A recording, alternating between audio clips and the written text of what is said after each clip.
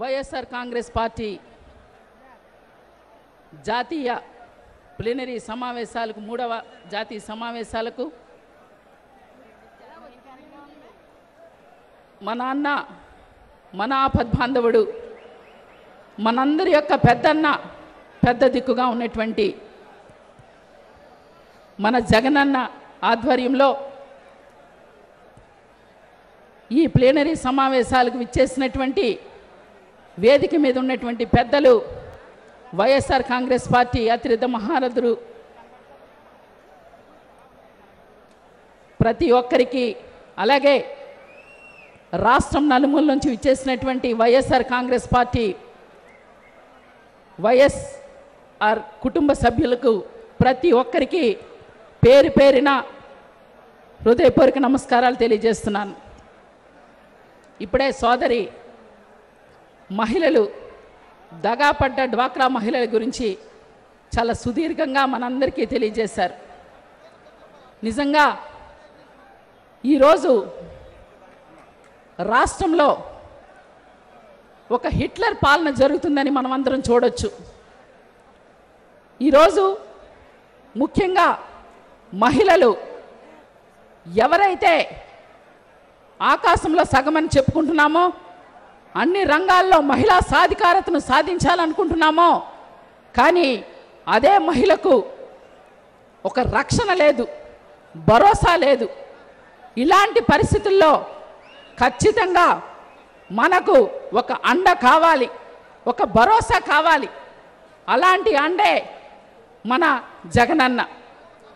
ఈరోజు దివంగత మహానేత ప్రియతమ నేత రాజశేఖర రెడ్డి గారు జయంతి సందర్భంగా వారికి నివాళులు అర్పిస్తూ ఈరోజు మనం ఈ ప్లీనరీ సమావేశాల్లో ఈ తీర్మానాల్ని ఖచ్చితంగా రేపు రాబోయే ప్రభుత్వంలో మనమంతా కూడా ఈ తీర్మానాల్ని మనం ఖచ్చితంగా పాటించి తీరుతామని చెప్పి సందర్భంగా నేను తెలియజేస్తా ఉన్నాను.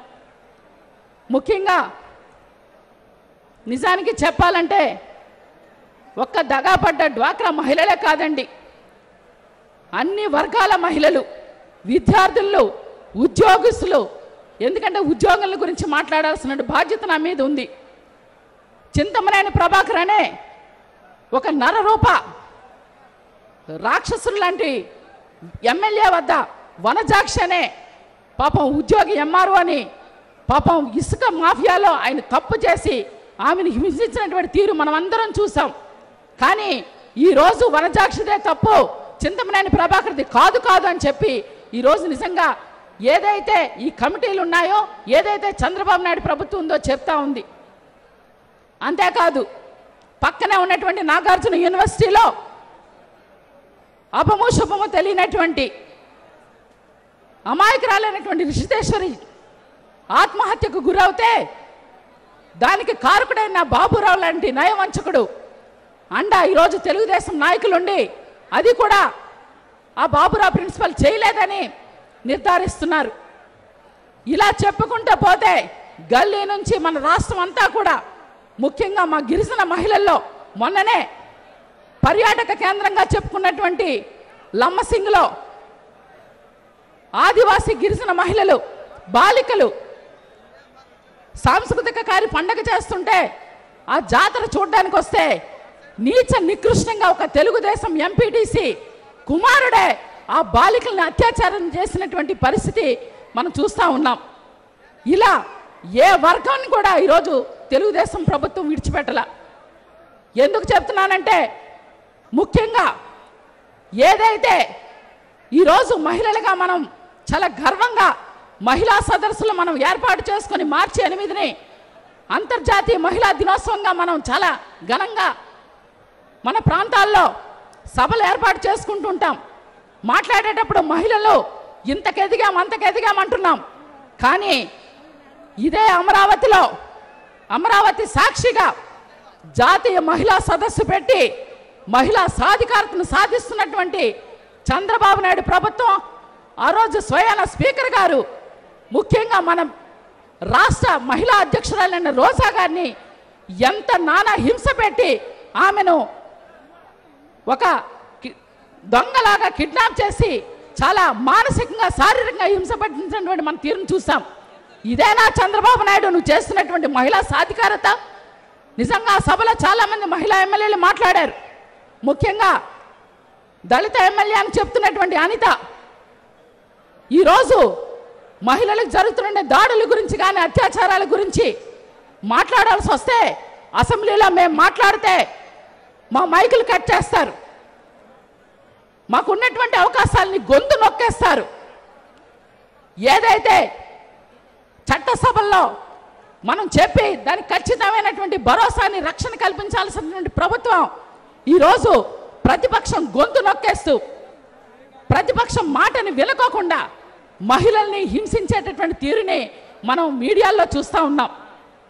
నేను అందుకని అడుగుతున్నాను, ఇదే మహిళా ఎమ్మెల్యేలుగా ఉన్నటువంటి టీడీపీ పార్టీలో ఉన్నటువంటి మహిళా ఎమ్మెల్యేలకు ఏ రోజైనా మహిళల మీద దాడుల్ని అత్యాచారాలను మీరు ఖండించారా? ఏ రోజైనా మహిళల అభ్యున్నతి గురించి మీరు మాట్లాడారా? చంద్రబాబు, లోకేష్ బాబు అంటూ భజన కార్యక్రమంలాగా మీరు మహిళల్ని కించపరుస్తూ మీరు చేస్తున్నటువంటి భజన కార్యక్రమమే మాకు వినిపిస్తుంది. కానీ ఏ రోజు కూడా మీరు ఖచ్చితంగా మహిళల పక్షాన పోరాటం చేసో మహిళల పక్షాన మాట్లాడిన తీరు లేదని చెప్పి ఈ సందర్భంగా టీడీపీ మహిళా ఎమ్మెల్యేలకి నేను ప్రశ్నిస్తున్నాను. ఇంకొక విడ్డూరం, ఈరోజు మేము గిరిజనులకి చాలా తక్కువ అవకాశాలు వస్తుంటుంది.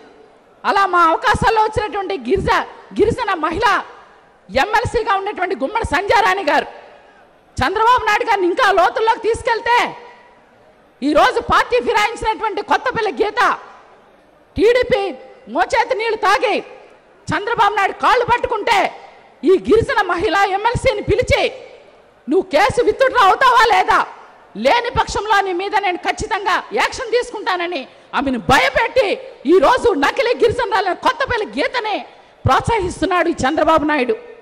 మరి అదేనా ఈరోజు మహిళా సాధికారతను సాధించేది? మహిళలకు ఎక్కడ మీరు గౌరవిస్తున్నారు? ఎక్కడ మాకు ఈరోజు పురాణాల్లో చెప్తారు స్త్రీలను గౌరవిస్తే అన్నీ బాగుంటుందని, కానీ అవన్నీ పక్కన పెట్టారు.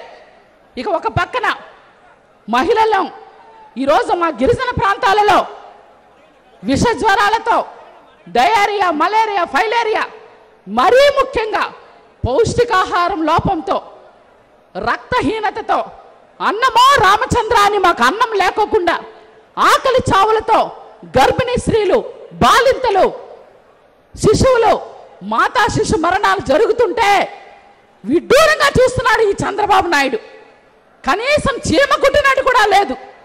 పైగా ఇదే వైద్య ఆరోగ్య శాఖ మంత్రి అంటాడు మలేరియా వలన ఎవరు చనిపోలేదంట, కేవలం ఆవు చనిపోతేనే ఆ నీరు తాగి చనిపోయారంట. ఏమయ్యా వైద్య శాఖ మంత్రి, నీకు కళ్ళు కనిపించడం లేదా అని చెప్పి నేను సందర్భంగా అడుగుతున్నాను. ఈరోజు 16 మంది గిరిజనులు చాపరాయ్ అనే గ్రామంలో అన్నమో రామచంద్ర అని ఆకలి చావులతో చనిపోతే అది మీరు చెప్పరు. మలేరియా కూడా లేదని చెప్పి ఈరోజు ఆ గిరిజనుల చావుకి మీరు కారణం కాదా అని చెప్పి సందర్భంగా మిమ్మల్ని అడుగుతున్నాను. అంతేకాదు ఈరోజు అబ్కారీ శాఖ మంత్రి జవహర్ గారు, ఆయన గురించి ఒక మాట చెప్పాలి. ఎందుకంటే ఆయన నేను ఉపాధ్యాయులుగా పనిచేసేటప్పుడు ఆంధ్రప్రదేశ్ టీచర్స్ ఫెడరేషన్ అనే ఒక గొప్ప సంఘంలో నేను రాష్ట్ర బాధ్యులుగా, ఆయన జిల్లా బాధ్యులుగా పనిచేశారు. నిజంగా నేను అనుకున్నాను ఆంధ్రప్రదేశ్ టీచర్స్ ఫెడరేషన్ నుంచి వచ్చాం కనుక మాకు మానవీయ విలువలు, ఒక చిత్తశుద్ధి, క్రమశిక్షణ, ఒక మంచి ఆలోచన విధానం ఉందని చాలా గర్వపడ్డాను. కానీ ఈరోజు అదే అబ్కారీ శాఖ మంత్రి జవహర్ గారు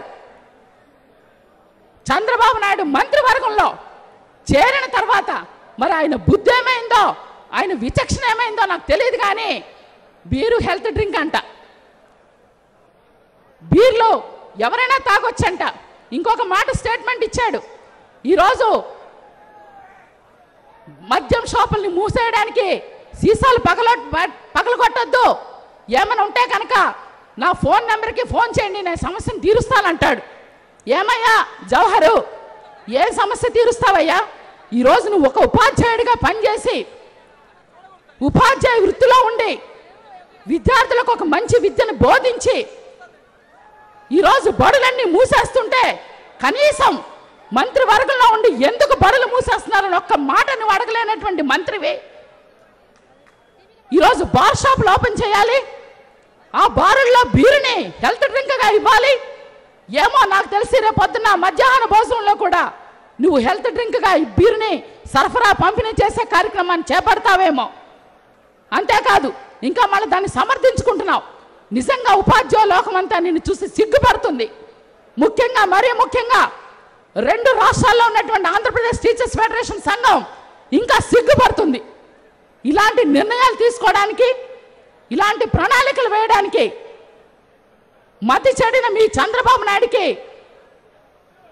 సరిపోతుందేమో కానీ మీలాంటి వాళ్ళు ఆ మంత్రివర్గంలో ఉండి ఇలాంటి చేయడం ఎంతవరకు తగునా అని చెప్పి ఈ సందర్భంగా నేను జవహర్ గారిని గట్టిగా ప్రశ్నిస్తున్నాను. ఈరోజు ఎక్కడ చూసినా సరే మద్యం షాపుల వలన మహిళలు ఎంత బాధపడుతున్నారు. నిజంగా నేను ఒక మహిళగా, గతంలో చాలా ఉద్యమాలు చేసినటువంటి మహిళగా ఈరోజు ఎక్కడికి వెళ్ళినా మహిళలకు జరుగుతున్నటువంటి అత్యాచారాల దాడులకి ఖచ్చితంగా నిలబడాలంటే అది మన వైఎస్ఆర్ కాంగ్రెస్ పార్టీలోనే అది సాధ్యమవుతుందని కూడా నేను గమనించుకున్నాను. ఎందుకు చెప్తున్నానంటే ఈరోజు ఇందాక రోజా గారు చెప్పినట్టుగా నాకు కూడా అమ్మా నాన్న లేరు. ఉన్న ఒక్క అన్న గత సంవత్సరం ఆయన కూడా చనిపోయారు. నిజంగా నన్ను హక్కును చేర్చుకొని నేనున్నానమ్మా నీకు అంటూ నా అన్నగా తను ఈరోజు ఒక సాధారణ మహిళను, ఒక గిరిజన మహిళను ఈరోజు ఈ స్థాయికి తీసుకొచ్చాడంటే ఆ ఘనత, ఆ గొప్ప మా జగనన్నదని నేను గట్టిగా చెప్తా ఉన్నాను. ఈరోజు మా జగనన్న ఉండబట్టే మా గిరిజన మహిళల బ్రతుకులు చాలా మంది బాగుపడుతున్నాయి. ఎందుకు చెప్తున్నానంటే ఆ రోజు చాపరాయికి వచ్చారు, 10 లెక్కన కిలోమీటర్లు నడకన వచ్చి ఆ రోజు మా మహిళలందరికీ ఆయన ఒక భరోసా ఇచ్చాడు. మీరందరూ చక్కగా ఉండండి తల్లి, మన ప్రభుత్వం వస్తే మీ అందరి కష్టాలు తీరుతుంది అని చెప్పి నేనున్నానని అంటూ మాకు భరోసా ఇచ్చాడు అన్న. అందుకనే చెప్తున్నాను, ఆకాశంలో సగమైనటువంటి మహిళలంతా, అక్కా చెల్లెలంతా అమ్మలో సగం, నాన్నలో సగం అన్నగా మన జగనన్న మన అందరికీ వెన్నంటి ఉంటున్నారని చెప్పి ఈ సందర్భంగా నేను తెలియజేస్తున్నాను.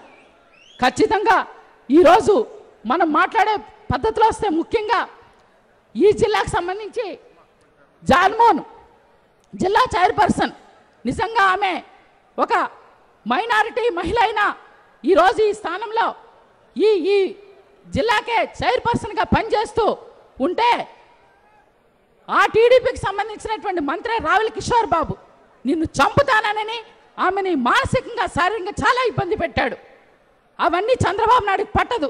మరలా ఇద్దరిని కూర్చోబెడతాడు, కమిటీలు పెడతాడు, మరలా తప్పంతా ఈ మహిళ జానీ ముందని చెప్తాడు. ఇదేనా చంద్రబాబు నాయుడు నువ్వు చేసే ఘనత? అందుకనే చెప్తున్నాను, రాబోయే కాలంలో నీది పోయే కాలం, వైఎస్ఆర్ కాంగ్రెస్ పార్టీది వచ్చే కాలం.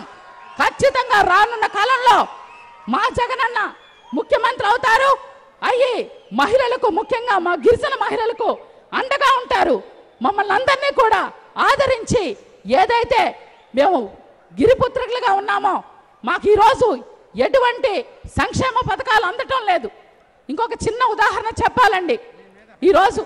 ఈరోజు గిరిజన ప్రాంతాల్లో లక్షల కోట్ల రూపాయలు దోచుకుపోవాలని చంద్రబాబు నాయుడు ఆ రోజు బాక్సైట్ జీవాన్ని 97 జీవాన్ని ఇస్తే ఖచ్చితంగా వైఎస్ఆర్ కాంగ్రెస్ పార్టీ జగనన్న మా అండ ఉండి చింతపల్లి నడిబడ్డులో డిసెంబర్ 10, 2015లో మేము భారీ బహిరంగ సభ పెడితే ఆ రోజు మా గిరిజనులందరికీ కూడా అన్న ఒక వాగ్దానం చేశారు, మీ అందరికీ నేను అండగా ఉంటాను, ఎటువంటి నష్టం జరిగించను, అడవి తల్లిని కాపాడుకుందామని చెప్పి మా అన్న నాకు ఆ రోజు మా అందరి గిరిజనులకి మాట ఇచ్చిన రోజున అది సహించలేక ఆ భారీ బహిరంగ సభని చూసి గిట్టలేక ఏం చేయాలో తెలియక, అంటే నేను గిరిజనరాలను కనుక SC ST అట్రాసిటీ కేసు పెట్టలేడు, అందుకనే నేను చేయలేనటువంటి వ్యాఖ్యల్ని చేశానని చెప్పి ఆ రోజు నా మీద రాజద్రోహం, దేశద్రోహం, జీవిత ఖైదు కేసులు పెట్టాడు.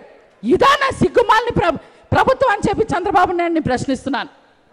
దాన్ని వత్తాసు పలుకుతూ ఈరోజు తెలుగుదేశం నాయకులు కూడా ఈరోజు ముఖ్యంగా తెలుగుదేశం ఎంపీలు ఎమ్మెల్యేలు వాళ్ళకి చెప్పాల్సినటువంటి ఒక మాట ఉంది. మీరు ఒకటే గుర్తుపెట్టుకోండి, ఏదైతే చంద్రబాబు నాయుడు చేశాడండి, లోకేష్ చేసేటటువంటి అవినీతి అక్రమాలకి మీరు వత్తాసు పలుకుతున్నారో, రాబోయే కాలంలో మా జగనన్న ప్రభుత్వంలో మీ అందరికీ కూడా ఊచలు లెక్కేటటువంటి పరిస్థితి వస్తుందని చెప్పి ఈ సందర్భంగా నేను తెలియజేస్తున్నాను. ఖచ్చితంగా రేపు రాబోయే కాలం మనది కనుక మిత్రులారా, ఇక్కడ మనం వచ్చినటువంటి వాళ్ళందరం కూడా, ఎందుకంటే గ్రామ స్థాయి నుంచి ఈరోజు రాష్ట్ర స్థాయి దాకా కూడా మన వైఎస్ఆర్ కాంగ్రెస్ పార్టీ చాలా బలమైంది. ఎందుకంటే మనం మొన్న ప్లేనరీలు చాలా ఘనంగా నిర్వహించుకున్నాం. ఈరోజు ప్లేనరీ కూడా నిజంగా ఒక మహాసముద్రంలాగా ఇది. ఈరోజు ఎవరు మనకి చంద్రబాబు నాయుడు లాగా డ్వాక్రా మహిళలను తీసుకురాలేదు, చంద్రబాబు నాయుడు లాగా విద్యార్థుల్ని స్కూళ్ళు మానిపించేసి సెకండ్ సాటర్డే సండే కదా అని విద్యార్థులను తెచ్చి కూర్చోబెట్టలేదు, చంద్రబాబు నాయుడు లాగా అధికారులను తెచ్చి ఈ సభలో కూర్చోబెట్టలేదు.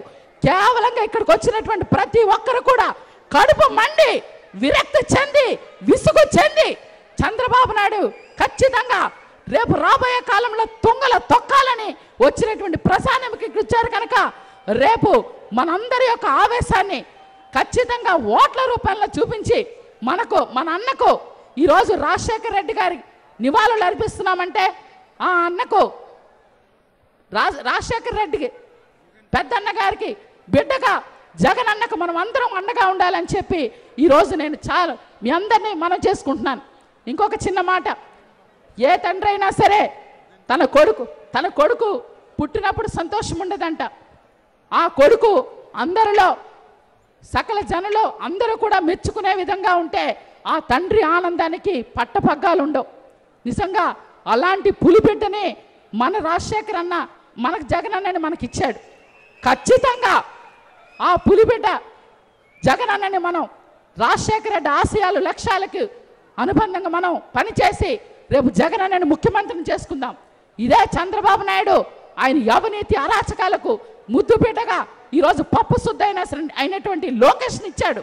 అందుకనే పాపం బెత్తర చూపులు చూస్తుంటాడు, బెత్తర సత్తిలాగా. ఏం మాట్లాడాలో తెలియదు, ఏం చేయాలో తెలియదు.